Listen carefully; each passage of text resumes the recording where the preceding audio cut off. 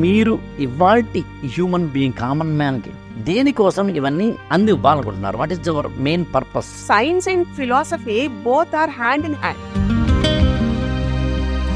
ఆశ్చర్యపోతంగా చూసిన ఏమైనా సందర్భాలు ఉన్నాయా? దేవతలు కూడాట మానవ జన్మ కావాలని కోరుకుంటారట. అంత అద్భుతమైన కారణ శరీరం.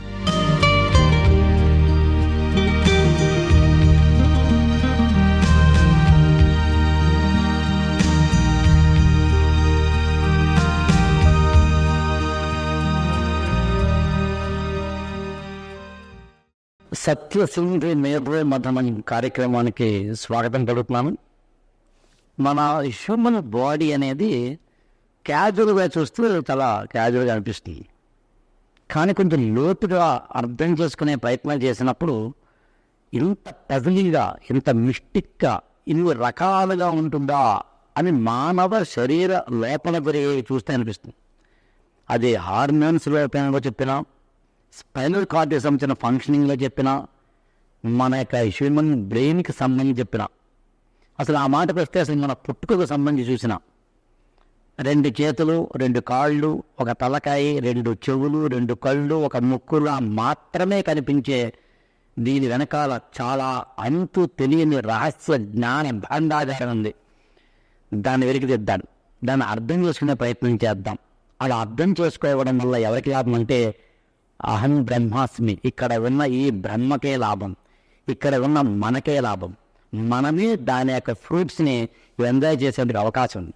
అందుకే దానిలో ఒక స్పిరిచువాలిటీ తోటి, రిలీజియస్ పాయింట్ ఆఫ్ వ్యూ కానీ, ఒక సైంటిఫిక్ టెంపర్మెంట్ తోటి తెలుసుకోవాలంటే మనం ఖచ్చితంగా ఒక స్పిరిచువల్ సైంటిస్ట్తో మాట్లాడాలి. అందుకే నేను ఇప్పుడు ఒక స్పిరిచువల్ సైంటిస్ట్ సత్యసింధు గారితో నమస్తే అండి. నమస్తే అండి. నేను చెప్పినట్టుగా హ్యూమన్ బాడీ, మన యొక్క బాడీలో ప్రధానమైన మనం పుట్టుక. నేను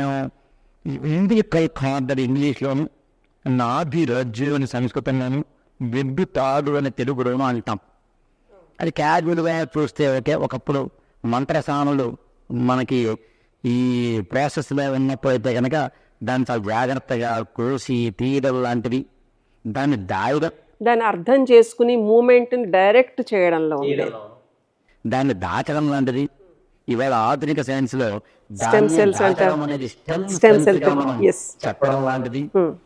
మామూలుగా పద్మపురాణం కనుక చదివితే విష్ణు యొక్క నాభి నుంచి వచ్చిన తామర పేరు లాంటి వాటిలోంచి వచ్చిన కమలముల పద్మలోంచి బ్రహ్మ, అక్కడ ఆ బ్రహ్మ సృష్టిని తీసుకురావడం జరిగింది. భూమి లోకంలో, భూవర్ లోకంలో, ఇలాంటి లోకాలు. ఇది సృష్టికి సంబంధించి వాయు పురాణంలో కూడా శివుడి ద్వారా విష్ణుమూర్తి నుంచి మళ్ళీ నాది రజ్జు ద్వారా అని వస్తుంది. వెంటనే నేను మిమ్మల్ని అడిగే ప్రశ్న ఏంటంటే, పురాణాల్లో చూసిన ఈ నాది రజ్జుకు సంబంధించింది ఏది చెప్తున్నారు, ఆధునిక మెడికల్ని చూసిన ఈ మెడికల్ కార్డుకి సంబంధించి చెప్తున్నారు, లేదా దాని స్టెమ్స్లు చెప్తున్నారు. ఈ స్పిరిచువాలిటీ, సైన్స్ రెండింటినీ కలుపుతూ మార్మికత తెలిసిన మీరు, ధార్మికత తెలిసిన మీరు, ఇవన్నీ ఒక సైంటిఫిక్ కోణంలో నేటి మానవుడికి అర్థమయ్యేలా చెప్పాలంటే ఏం చెప్తారు? ఒక చిన్న క్వశ్చన్ ఫస్ట్ నాది. ప్రాణం ఎక్కడ ఉంటుంది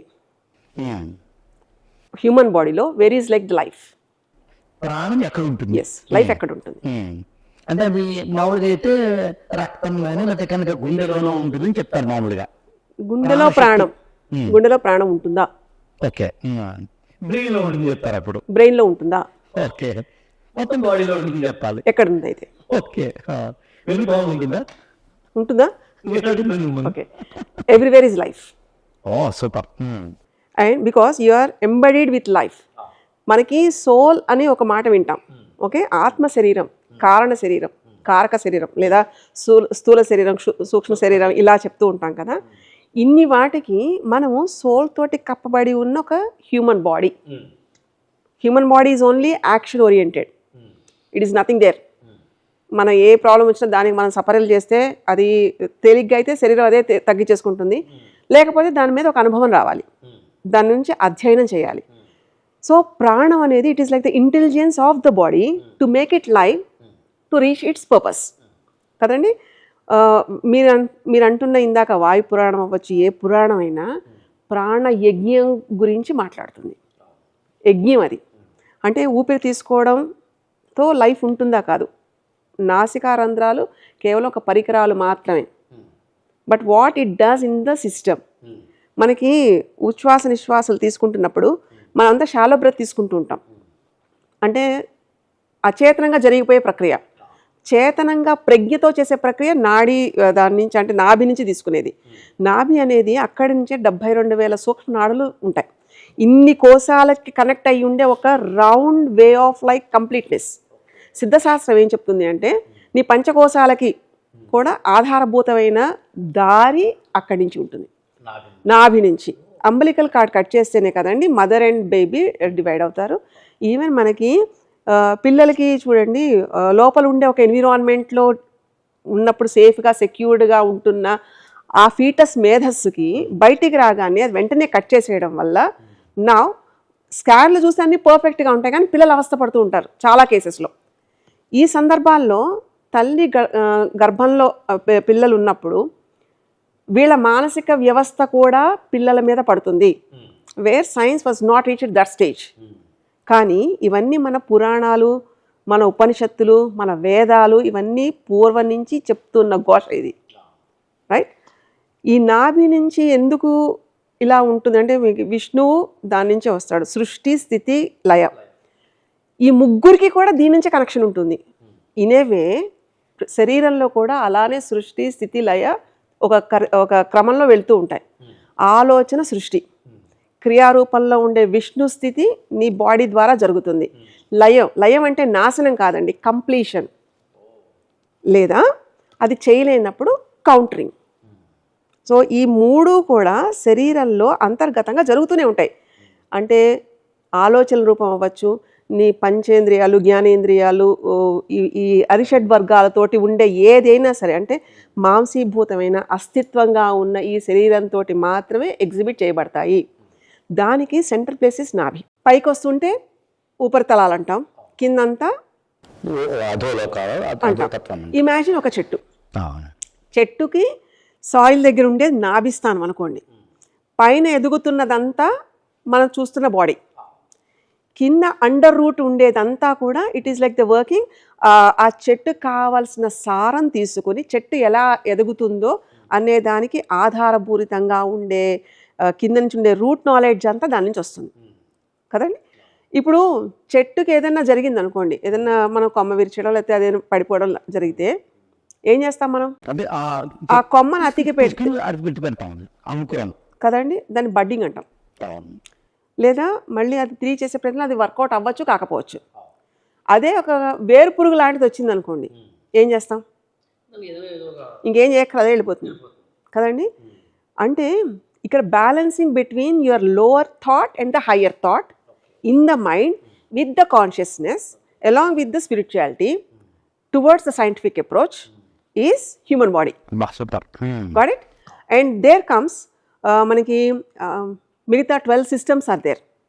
మనకి కార్డియో సిస్టమ్, ఈవెన్ మనకు గైనకాలజీ అనుకోండి, నర్వస్ సిస్టమ్, నెఫ్రాలజీ అనుకోండి, లేదా even for the looks and senses, sense organs అన్నీ పనిచేస్తున్న లింక్స్ అన్నిటికీ కూడా పెద్ద పెద్ద విభాగాలు ఉన్నాయి. అవన్నీ కూడా ఏం చెప్తాయి? నిన్ను ఉండాల్సిన పద్ధతుల నుంచి తక్షణం బయట తీసుకొచ్చే పద్ధతి చెప్తాయి. కానీ ఆ సివియారిటీకి వెళ్లకుండా ఉండే ఒక క్రియ ఏదైతే ఉంటుందో, చిన్నపిల్లలకి ఒళ్ళు మర్దన చేస్తాం ఒళ్ళు సాగడానికి, ఒళ్ళు గ్రోత్ పెరగడానికి. ఎందుకంటే సంథింగ్ తెలియకుండా అది ఎదుగుతోంది. ఆ ఎదుగుతున్న సారాన్ని ఏదైతే ఉంటుందో అది నాభి నుంచి మాత్రమే ఉంటుంది. And we can feel that. మనకి ఎప్పుడైతే మనకి ఈ టచ్ అనేది ప్రచోదనం అవుతుందో, ఈ స్పర్శ ప్రచోదనం అయితే ముట్టుకుంటే మనకు అర్థమవుతూ ఉంటుంది నాడి ఎక్కడ ఉంటుంది అన్నది. అసలు ఈ బీజం ఎలా పడింది. మనం మామూలుగానే తల్లి 9 నెలలు మోస్తుంది కదా అనుకుంటాం, కానీ శాస్త్రం ప్రకారం ఏంటంటే తల్లి గర్భంలోకి రేతస్సులాగా చేరే ముందు తండ్రి చుట్టూతా 3 నెలలు అది వాసం చేస్తుంది. ఓకే, సెలెక్ట్ చేసుకుంటుందండి. It is not like a simple ఏదో డెలివరీ కదా ఇలా, ఇట్స్ నాట్ లైక్ దట్. దీని వెనకాల అంత పవిత్రమైన ఆలోచన పద్ధతిలో దీన్ని చూడడం జరుగుతుంది. ఎందుకంటే human body it self is like a miracle. ఇంత దాంట్లోనూ దాన్ని అన్వేషించే పద్ధతుల్లో ఇంకా చాలా డెప్త్ ఉంటుందండి దీంట్లో. ఒక రోగం వస్తుంటే అది మనం ఏ లేయర్ నుంచి వస్తుందో తెలియాలి మనకి. సో అది ఆ ఇంబ్యాలెన్స్ కరెక్షన్స్ బాడీకి ఎలా ఉంటే కరెక్ట్గా ఉంటాయి, దాన్ని అలైన్మెంట్స్ అంటాం. Balancing the body, balancing the body ఉంటున్నప్పుడు ఇందాక అనుకుంటున్న healing system is perfect. Imbalance అవుతున్నప్పుడు మాత్రమే దీని గురించి ఆలోచిస్తాం. సో ఈ ఇంబ్యాలెన్సెస్ ఎలా స్టార్ట్ అవుతాయి? ఆలోచనల వల్ల కూడా బాడీ ఎఫెక్ట్ అవుతుంది, వాతావరణం వల్ల కూడా ఎఫెక్ట్ అవుతుంది, లేదా ఉండే తీరు వల్ల కూడా అబ్నార్మాలిటీస్ ఉంటాయి. మీకు వెన్ను ఆధారంగా చేసుకుని, ఎందుకంటే spine is the highway to reach your consciousness. So align అయితే ఏం జరుగుతుంది? ఎలైన్ అయినప్పుడు తీసుకునే శ్వాస మనకి షట్చక్రాలు చెప్పింది స్పైనల్ కార్డ్ మీద ఈ కోణాలని అంటారు. ఎస్, మనం తీసుకునే శ్వాస వెళ్తూ శరీరం దాని యొక్క నిర్లిప్తతావస్థలో ప్రశాంతంగా ఉంటున్నప్పుడు మనకి డీకోడింగ్ జరుగుతుంది. బ్రహ్మరంధ్రం నుంచి ఇన్ఫర్మేషన్ తెలియడం అనేది జరుగుతుంది. అంటే ఇన్ని నాడుల్లో ఏ నాడి ప్రభావితం అవ్వాలి అంటే మొత్తం 73.5 లక్షల్లో 72,000 మాత్రమే హ్యూమన్ బాడీకి ఓపెన్ అయి ఉంటాయి.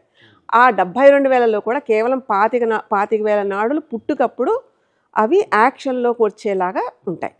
నాటికి ఇంగ్లీష్ పదం నెర్వ్ అంటారా? ఏదైతే మెడిసిన్ ఇస్తుందో అదే అంటారా? కాదండి, కాదు. It's a junction wear the blood tissue ఇవన్నీ కలిసేది జనరల్గా అలా చెప్తారు. కానీ నాడి అంటే కాన్షియస్నెస్గా మనకి spiritual body, mental body, casual body, ఈ బాడీస్ అన్నీ ఒకదానికొకటి కనెక్ట్ చేస్తూ ఒక ఓవెల్ షేప్లో తీసుకొస్తుంది. ఆరా అంటాం కదా, ఎనర్జీ సిస్టమ్ అంటాం కదా, దట్ ఈస్ నాడీ సిస్టమ్. ఇప్పుడు ఆస్ట్రల్ బాడీ అని ఆస్ట్రల్ బాడీ వాడతారు కదా, ఆ సూక్ష్మ శరీరం అది బాగా అవుతుందా? ప్రాణమయ శరీరాన్ని టచ్ చేస్తున్నప్పుడు ప్రాణమయ ప్లేన్, ఆ కాన్షియస్ లెవెల్, ఎందుకంటే ఇదంతా కూడా మనకి 2 కళ్ళతో కనిపించేలా ఉండదండి. ఇంటర్నల్ ఫ్యాకల్టీ అని చెప్తున్నాం మళ్ళీ ఇక్కడ. సో ఆ అవేర్నెస్ తోటి ఉంటే ఆ ప్లేన్కి అర్థమవుతుంది మనకి. So astral body is something where it can access the information from the casual body. అంటే దానికన్నా పై స్థాయి నుంచి అది జరుగుతున్న వాటి వల్ల ఇన్ఫర్మేషన్ ఇస్తూ ఉంటుంది. ఇవన్నీ ఇమాజిన్ ఒకదాని మీద ఒకటి ఉంటాయి. Effect is like the physical body, వెంటనే వచ్చేది మెంటల్ బాడీ. లౌకికంగా ఉండే నీ మైండ్ ఏమి గ్రాస్ప్ చేస్తుంది సెన్స్ ఆర్గాన్స్ నుంచి, ఆ తర్వాత వచ్చేది స్పిరిచువల్ బాడీ, ఆ తర్వాత వచ్చేది astral body. Astral body is like beyond your senses, but you should be alert. So ఇంత జరుగుతున్నప్పుడు ఫస్ట్ నీ ఫిజికల్ బాడీ స్పైన్ కరెక్ట్గా ఉండాలి. వెన్ను తిన్నగా ఉంటే రోగాలు రావు, 95% రోగాలు రావు. సో అంత వెన్ను తిన్నగా పెట్టుకునే ఒక భద్రత ఒక ఆసనంలో పెట్టడం అనేది అలైన్మెంట్. సో పూర్వకాలం కూడా ఈవెన్ మనకి విన్నే ఉంటాం కదా, ఈ మునులు వీళ్ళంతా కూడా ఎన్నేళ్ళు అయినా కానీ శరీర స్థిరత్వం దాన్ని పట్టు కోల్పోకుండా ఉండడానికి ఈ నాడీ మండలం శుద్ధి చేసేవాళ్ళు. అంటే మనకి దౌత్య క్రియ, మనం ఇప్పుడు ఎలా అయితే బ్రష్ చేసుకుంటాం, శరీరం శుభ్రం చేస్తాం, అలాగా పేగులతో సహా క్లెన్జింగ్ ఉండేది. అలాగే ఆలోచనల పొరలతో సహా క్లెన్జింగ్ ఉండేది. అంటే ఇమాజిన్ ఒక ఇంటి బూజు పట్టింది, మనం దృష్టితో దాన్ని చూడాలి, లేకపోతే నాకు ఇల్లు బాగానే ఉంది కదా అనుకుంటే కాదండి. అలాగా అనుక్షణం ఎరుకుతూ ఉండడానికి వాళ్ళు ఆసనంలో, భద్రాసనంలో, సిద్ధాసనంలో కూర్చొని చేసే ప్రక్రియలు ఇవన్నీ. దీని వెనకాల ఉండే యోగా ఫిలాసఫీ ఉంది కదా, అంటే ఎంత బాడీ ఏ లిగమెంట్ ఎంత స్ట్రెచ్ అవ్వాలి. సే సపోజ్ 5 feet 5 inches ఉన్న వాళ్ళు ఎంత స్ట్రెచ్ అయితే బాడీకి ఆ ఎనర్జీ, కోర్ ఎనర్జీకి కనెక్ట్ అవుతుంది. కోర్ ఎనర్జీ అంటే అగైన్ గట్ ఎనర్జీ, అంటే మళ్ళీ నాభికి సంబంధించి ఉండే ఒక ప్రచోదనం అయ్యే సాలెపురుగు గూడు ఎలా అయితే ఉంటుందో అలా ఉంటుందండి. అదంతా కూడా విచ్చుకోవాలి. ఆ విచ్చుకోవడం అంటే ఇమాజిన్ ఒక పైన్ కోన్ ఉంటుంది కదా, దాన్ని పచ్చిగా ఉన్నప్పుడు ఎలా ఉంటుంది, వికసించినప్పుడు ఎలా ఉంటుంది. సో ఇది it is like a direct energy centre from the pineal glad. అంటే మనకి స్పైన్ కింద నుంచి పై వరకు చూస్తే ఎవ్రీథింగ్ కమ్స్ ఇక్కడి నుంచి ఇక్కడ వరకే. అంటే మీ ఎలక్ట్రిక్ ఎనర్జీ అవ్వచ్చు, మీ కైనెటిక్ ఎనర్జీ అవ్వచ్చు, బాడీ బ్యాలెన్స్ చేసేది ఈ రెండింటల్లోనే. ఈ రెండింటల్లో మనం ఎలాంటి శ్వాస తీసుకుంటున్నాము, ఏ నాడితో తీసుకుంటున్నాం, ఈడనాడి, పింగళ నాడి, వాటితో చేస్తుంటే ఏది బయటకు వస్తుంది అంటే ఎలాంటిది కుండలిని శక్తి, ఎలా అయితే 3.5 అడుగులున్న కుండలిని శక్తి ఎలాగ దానికి ఆ ప్రెషర్ తోటి లేవగలుగుతుంది. ఇదంతా this is everything controlled in the astral body నుంచి. ఓకే, ఇక్కడ ఒక పాయింట్ అండి, మామూలుగా కుండలిని ఈడ పింగళ సుషుమ్న ఆధార చక్రాలు ఇలాంటివి అన్నప్పుడు సో కాల్డ్ ఐటీ ప్రొఫెషనల్ బాగా యంగర్ జనరేషన్లో ఎడ్యుకేటెడ్ ఇంగ్లీష్ చదువుకున్న వాళ్ళు లేదా నాస్తికులు ఇది ఇంత ట్రాష్ అండి అనే అవకాశం ఉంది. ఎగ్జాక్ట్లీ. ఓకే, అలా అందరం తప్పని అన్నాయి, ఎవరి అభిప్రాయం వాళ్ళది కాదు. అంటే పాయింట్ ఏంటంటే 1 minute అండి, ఇక్కడ పాయింట్ ఏంటంటే మన యొక్క దీంట్లో శ్వాసకు సంబంధించి ఇందాక మీరు మాట్లాడిన యాక్చువల్గా మనకి 3 ప్రశ్నలు ఉన్నాయి, దానిపై అడుగుతాను. ఒకటి శ్వాసకు సంబంధించింది, 2 స్పైనల్ కార్డు సంబంధించింది, 3 బ్రహ్మరంధ్రం అనే పదం వాడారు. పిల్లలు పుట్టినప్పుడు చాలా ఇక్కడ మెత్తగా తర్వాత ఈ బ్రహ్మరంధ్రం ఏంటి, దీన్ని ప్రాచీన మనులు ఈ వాళ్ళ భాషలో చెప్పడానికి ప్రయత్నించారు. వాళ్ళు చెప్పింది మాత్రం ఇవాళ సత్యమే. మనిషి ఆరోగ్యంగా ఉండడానికి, మనిషి ఆనందంగా ఉండడానికి, మనిషిగా ఉండడానికి ఇచ్చారు. వీటిలో శ్వాస మామూలుగా శ్వాస అన్నప్పుడు మనకి ఓకే ఇన్హేలింగ్ ఎక్స్హేలింగ్ ఉంటాయి, ఇవన్నీ చూస్తాం. కానీ ప్రాణము, ఉదానము, వ్యానము, సమానము, అపానము అంటే శ్వాసని ఇన్ని రకాలుగా చెప్పడానికి కారణం ఏంటంటారు? దానికి ఇందాక మీరు చెప్పిన క్లీన్జింగ్ సంబంధం ఏంటి? ఆ శ్వాస వ్యవస్థ బాడీని బ్యాలెన్స్ చేసేవి ఉంటాయండి. అంటే నీ బాడీ 98.6 degreesలోకి లాక్ చేయడం అనేది హూ ఈజ్ కంట్రోలింగ్? ఈ వాయువు కంట్రోల్ చేస్తుందండి. ఒకటి ఎక్స్క్రిటరీ సిస్టమ్, అది వెళ్ళడానికి కావాల్సిన ఒత్తిడి. కొంతమంది పిల్లలకి నువ్వు ముక్కితే కొంచెం ఫ్రీ మోషన్ అవుతుందని చెప్తూ ఉంటాం. సో అది ఈ ప్రాణవాయువుకి సంబంధించిందండి. ఇన్ని వాయువులు కలిసి 5 రకాలే కదండి, మొత్తం 10 రకాలు ఉంటాయి. 10 రకాలు ఉంటాయి. ఈ 10 రకాల యొక్క వాడకం, దాని మధ్యన ఒక రిథమ్ ఉంటుంది, దాన్ని డాన్స్ చేయించవచ్చు. అంటే ఇందాక ఇంకొక పదం కూడా వాడాను, ప్రాణయజ్ఞం. ఈ యజ్ఞంతో ఏం చేస్తాం? ఈ యజ్ఞం వల్ల ఏమొస్తుందంటే ప్యూర్గా ఇప్పుడున్న జనరేషన్కి అర్థం అవ్వాలి అంటే, వెన్ వాళ్ళు పరిగెట్టారనుకోండి బాడీ విల్ గెట్ ఎగ్జాస్టెడ్, అంటే కొంచెం పీక్స్కి వెళ్తుంది, అంటే బ్లడ్ ప్రెషర్ అవ్వచ్చు. ఇలా వెళ్తున్నప్పుడు వాళ్ళకి ఇమ్మీడియట్ ఎనర్జీ ప్రొవైడర్ ఎక్కడి నుంచి వస్తుందండి? వాళ్ళు శాంతి పడేదాకా. సో అంటే ఒక ఏటీపీ అని ఉంటుందండి, ఎడినోసిన్ ట్రైఫాస్ఫేట్ అంటాం. So it is like the ignition. సో అది ఒకటి ఇలా రాజుకుండి దాన్ని మెయింటైన్ అవ్వాలి. సో వాటికి కావాల్సిన ధాతువులతో ఏర్పడ్డ శరీరం కదా, 94 ధాతువులతోటి human body will be like కదండి. అలా ఉంటున్నప్పుడు ఆ కాంబినేషన్స్లో ఒకటి ఎక్కువ అవ్వచ్చు, ఒకటి తక్కువ అవ్వచ్చు, ఇంబ్యాలెన్సెస్ విల్ బి దేర్. అది మనం మూమెంట్లో మనం వాడుతున్న ఎనర్జీని ఎక్కడైతే ఖర్చు చేస్తున్నామో, ఫిజికల్గా ఖర్చు చేస్తాం కొంచెం, ఎందుకంటే ఎక్సర్సైజ్ వల్ల లేకపోతే వాటి వల్ల కూర్చుని కూడా ఖర్చు చేస్తాం. సో దానివల్ల ఇలాంటివన్నిటికీ బ్యాలెన్స్ చేయడం అనేది ఇందాక మీరు చెప్పిన 5 వాయువులు, they are the key things for the human body to maintain its own balance. So ఇది ఎలాంటి ప్రూఫ్ ఉంటుంది అంటే, అది ఫీల్ అవ్వాలి అంటే 3 రోజులు మోషన్కి వెళ్ళకుండా ఉండడం తెలుస్తుంది. ఓకే, పొట్ట బరువెక్కిపోయి బిగదీసుకుపోయి నడవలేక కదండి. ఇప్పుడు సోకాళ్ళు దాన్ని మనం ఒకటి పెట్టుకున్నాం, కాన్స్టిపేషన్ లేదా ఇరిటబుల్ బౌల్ సిండ్రోమ్, విపరీతమైన మోషన్స్ అయిపోయి, లేదా ఒబేస్ వల్ల మూమెంట్ లేకుండా, ఇవన్నీ వాటి కారణాలు. అవి మన కారణాలు కనిపిస్తున్నాయిగా. సో నమ్మకపోవడానికి ఏంటి ప్రాబ్లము? నమ్మాలి కదా, ఎందుకంటే we're like observing, we're sensing that, right? నాకు ఎక్స్పీరియన్స్ అవ్వాలి అంటే better you go into it. ఎందుకంటే ఇప్పుడున్న వాళ్ళకి ప్రతిదీ ప్రూఫ్ అంటారండి. ప్రూఫ్ 2 రకాలుగానే ఉంటుందండి. అయితే నువ్వు చెప్పిందని విను, లేదా నువ్వు అనుభవించు. దానివల్ల వచ్చిన ఒక పాఠం నేర్చుకో. మన పెద్దవాళ్ళు క్లియర్గా అరే అలా కాదు, పెద్దవాళ్ళు ఎక్కడో జనరేషన్స్ అక్కర్లే, మన ఇంట్లో పెద్దవాళ్ళు చెప్తున్నా మనం వినాం. నాకు ఇలా అంటే వాళ్ళకి ఇంత ధ్యాస, ఇంత నిలకడ, ఇంత కుదురు, ఇంత స్థిరత్వం ఉండదు. ఎప్పుడు పరుగులు పెడతారు. దేనికి పరుగులు పెడుతున్నారో తెలియదు, ఏం కావాలో తెలియదు, అసలు ఎనర్జీ అంటే ఏంటో తెలియదు. తినేస్తే అది అరిగిపోతుంది, అసలు అరిగేంత ఈ శరీరానికి ఉంది, దాని పట్ల నేను ఒక గౌరవంగా ఉండాలి, దే డోంట్ నో. ఆకలి అంటే తెలియదు. కొంతమందికి స్ట్రెస్ వల్ల కూడా తినేస్తూ ఉంటారు. సో అది ఏ ఆకలో కూడా తెలియదు, అది మనసు చెప్పే ఆకలా, నువ్వు ప్రాబ్లం ఫేస్ చేయలేక వస్తున్న ఆకలా, ఏ ఆకలి? సో ఆ కుదురు ఎప్పుడైతే వస్తుందో ఇవన్నిటికీ కూడా వాళ్ళే చెప్పేసుకుంటూ ఉంటారు. ఏదైనా చేసి చూడాలండి. ఎక్సర్సైజ్ చేస్తున్న వాడికి పోనీ ఇవన్నీ తెలిసిపోతాయా అంటే తెలియవండి. వాళ్ళ బుద్ధి కూడా అక్కడ నిలపాలి, వాళ్ళ వివేకం కూడా అక్కడ ఉండాలి, దాన్ని అర్థం చేసుకునే ప్రయత్నం చేయాలి. అంటే ఇక్కడ శరీరం, మీ మైండ్, బాడీ, స్పిరిట్ 3 ఆ రిలేషన్లో ఉన్నప్పుడే ఒక resonance effect is a proof. అంటే దాని నుంచి వచ్చే ఒక అవుట్పుట్ ఏదైతే ఉంటుందో that you can feel that raises your way of thinking, మన మెచ్యూరిటీ అవ్వచ్చు, మన లెవెల్ ఆఫ్ థింకింగ్. అంతే, ఎందుకంటే మనమే ఒక 5 ఏళ్ల క్రితంలో మనలోనే మనకి చాలా మార్పులు వస్తూ ఉండొచ్చు. అది ఎవరు బయటకు గమనించకపోవచ్చు, కానీ నాకు నేను గమనించుకుంటున్నాను కదా, నాకు తెలుస్తోంది కదా. So that is like the mature level.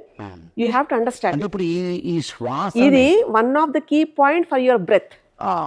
ఈ ఆలోచన పద్ధతి రావడానికి కూడా మీ ఊపిరి ఒక కారణం. మీరు సరిగ్గా ఊపిరి తీసుకోలేకపోతే సరిగ్గా అర్థం కాదు. ఊపిరి మీద ధ్యాస పెట్టాలి. యూ షుడ్ నో ఎలాంటి ఊపిరితో దాన్ని చూస్తున్నాం. అంటే ఊపిరి పోయడం అంటే ప్రాణం పోయడమే. సో ఆ ప్రాణం ఎలాంటి ఆలోచన మీద పోస్తున్నాం అనేది వ్యాప్తి. ఈవెన్ మామూలుగా కోపంగా ఉన్నప్పుడు చాలా ఎగశ్వాస తీసుకుంటూ ఉంటాం, అలా ఫ్రస్ట్రేషన్ ఉన్నప్పుడు ఒకలాగా,